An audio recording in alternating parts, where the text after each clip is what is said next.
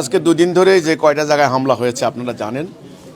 ফরিদপুরে প্রথম হামলা হয়েছে, তারপরে হামলা হয়েছে ঢাকার মগবাজারে, তারপরে হামলা হয়েছে মাদারীপুরে, আজকে হামলা হয়েছে আপনার হলো চাঁদপুরে, হাজীগঞ্জে, আপনার আশুলিয়াতে হামলা হয়েছে। আমাদের কয়েকজন স্টুডেন্ট লিডারকে মানে তারা আহত করেছে, রক্তাক্ত করেছে। এখন এই হামলাগুলি আসলে আসম্বিত, মানে আচমকা বিনা উস্কানিতে হামলা করছে একটা উগ্রবাদী গোষ্ঠী। এরা ওঁত পেতে আছে।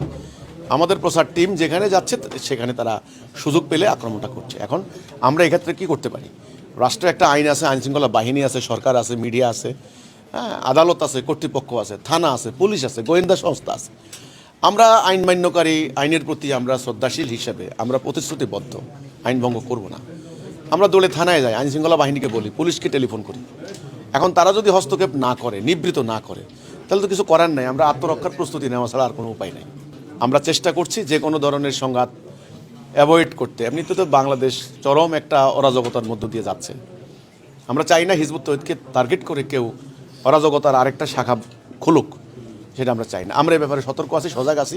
আমাদের কর্মীদেরকে বলে দিয়েছি, তোমরা কর্তৃপক্ষকে অবগত করবে, আইনশৃঙ্খলা বাহিনীকে জানাবে, সরকারকে অবগত করবে, করে তোমরা কার্যক্রম পরিচালিত করবে।